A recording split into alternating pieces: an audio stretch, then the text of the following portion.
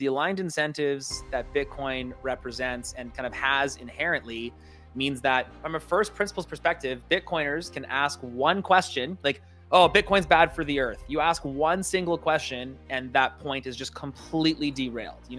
Oh, Bitcoin is bad for privacy. One single question, point completely derailed. But then back to what Steve said, only if you understand it. And I think that's why we're so susceptible to FUD. I've got a colleague here in Edmonton, very prominent entrepreneur, great local guy. Like, he's been around the business space in Edmonton for 30 plus years, highly regarded. He's got a good following on Twitter and on LinkedIn. And he shows me his engagement. When he talks about Bitcoin, it's zero engagement. No reposts, no one's liking it, no one's commenting. He tweets about like something the city of Edmonton's doing. It's like, hundreds, thousands of likes, piles of kind of like shares and all this stuff. And it's like, we've got so much FUD in this industry. And I was talking to him about this morning, actually, funny enough.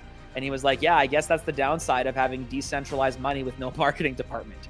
And you can really pinpoint like where the problems of the world are by the consensus, like ignorant take.